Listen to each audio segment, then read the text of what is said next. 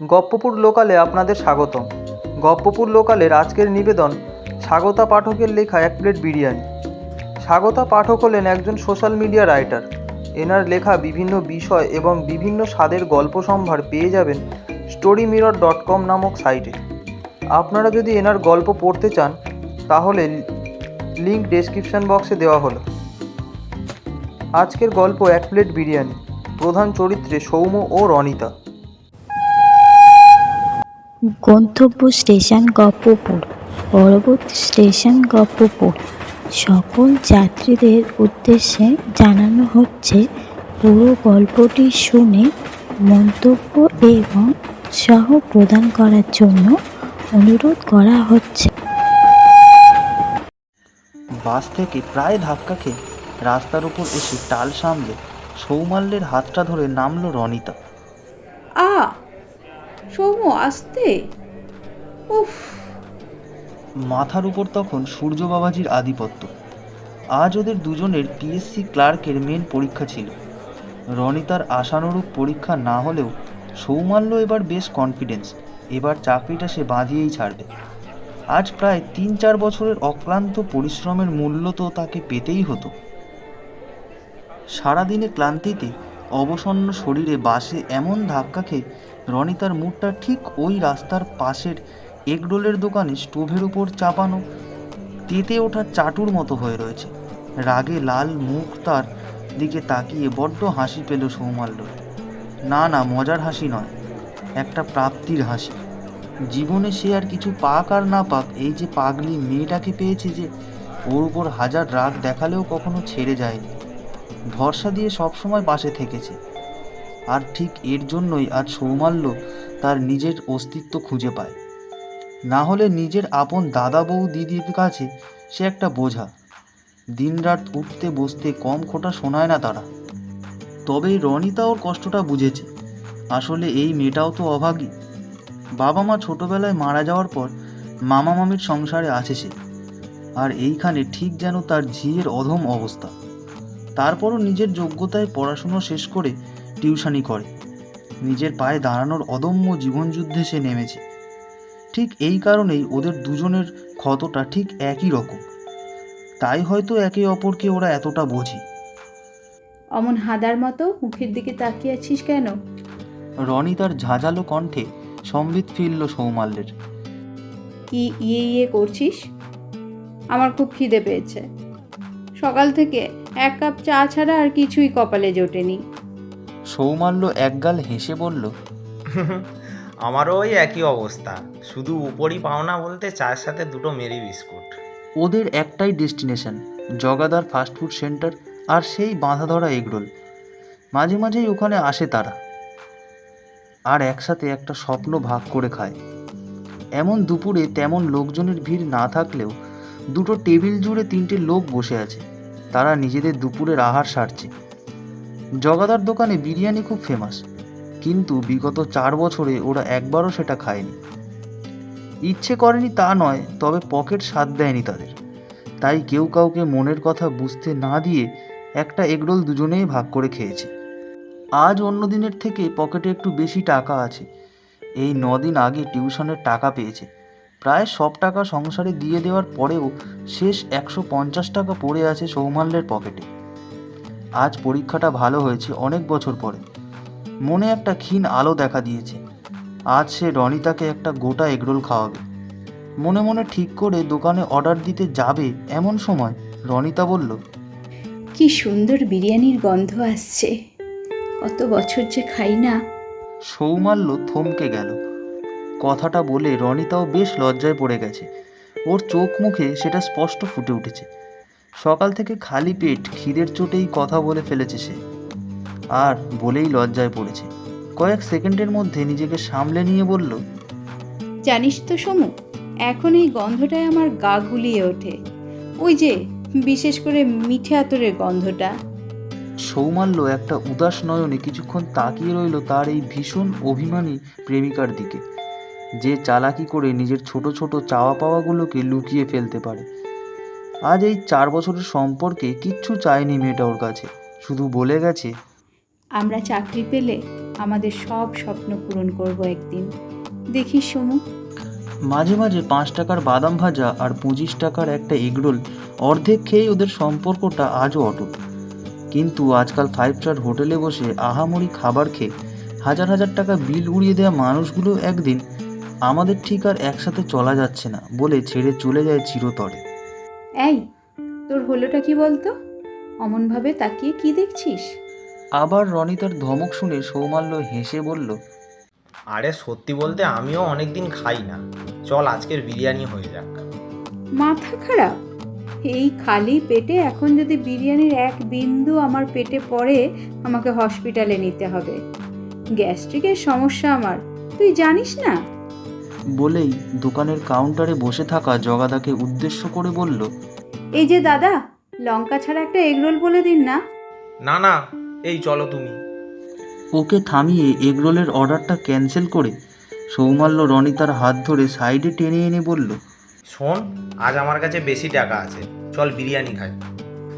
না রে, তখন আমি আর কিছু বলতে হবে না, আমার এই রিকোয়েস্টটা রাখ রনু। তারপর দুজনেই দোকানের সামনে রাখা খাবারের চার্টটা দেখতে থাকে। খাবারের নামের পাশে পাশেই দাম দেওয়া। 1 প্লেট চিকেন বিরিয়ানি 130 টাকা। দামটা দেখে সৌমাল্য একটা শুকনো ঢোক গিলল। তারপর অসহায় দৃষ্টিতে রনিতার দিকে তাকিয়ে বলল, রনু, আমার কাছে সর্বসাকুল্যে 150 টাকা আছে, এতে 1 প্লেটের বেশি হবে না। আমি তো বললাম চল এগরোল খাই আজ, বিরিয়ানি অন্য দিন হবে। কেন এমন করছিস? আমরা কি 1 প্লেট বিরিয়ানি ভাগ করে খেতে পারি না? রনিতা মায়াভরা চোখে ওর দিকে তাকিয়ে বলল, মনে পড়ে তোর সেই প্রথম দিনগুলোর কথা? 1 কাপ চা আমরা ভাগ করে খেয়েছি, আর এটা তো 1 প্লেট বিরিয়ানি, অনেক বড় ব্যাপার।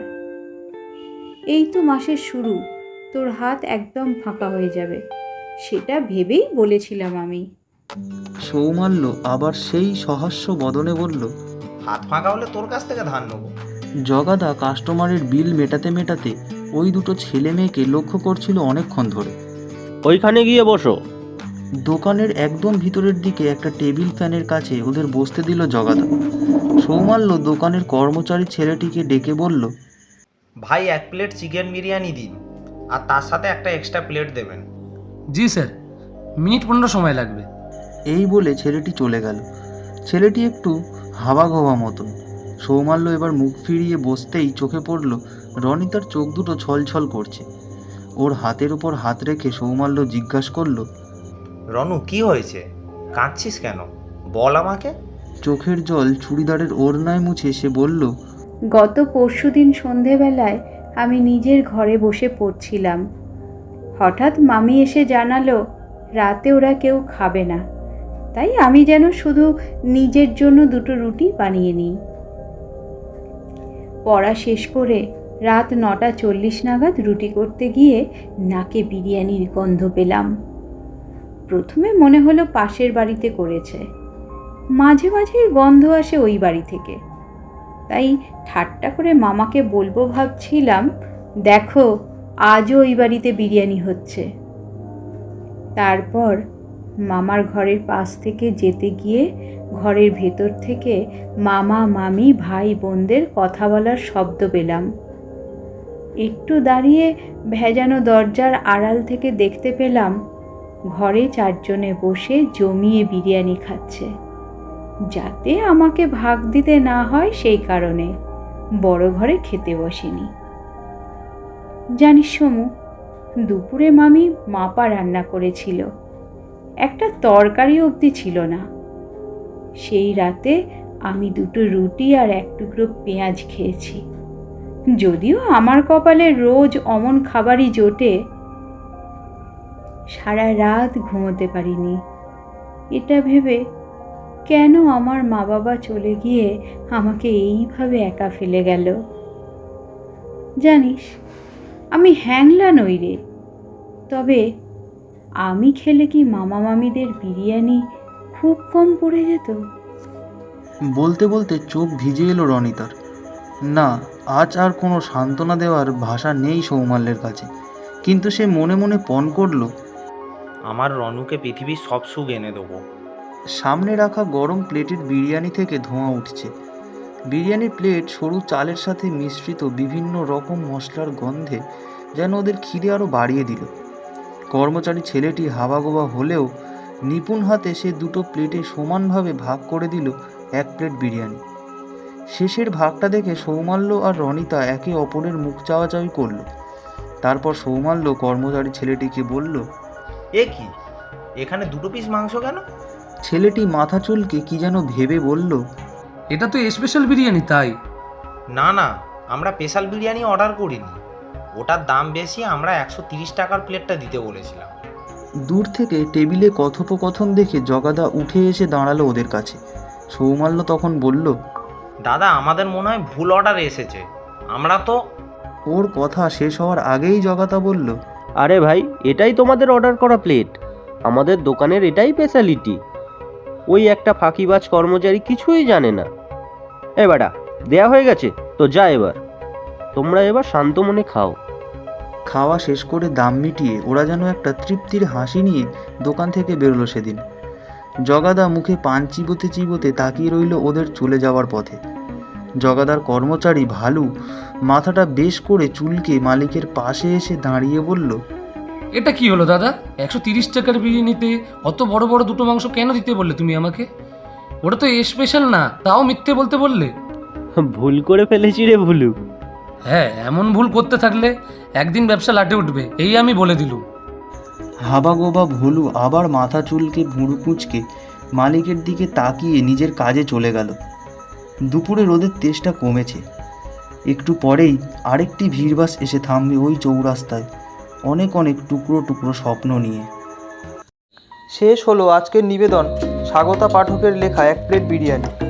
সৌমের চরিত্রে অভিরাজ আশিস, রনিতার চরিত্রে সোমাশীল, জগার চরিত্রে পলরব, ওয়েটারের চরিত্রে রণজয় রায়চৌধুরী।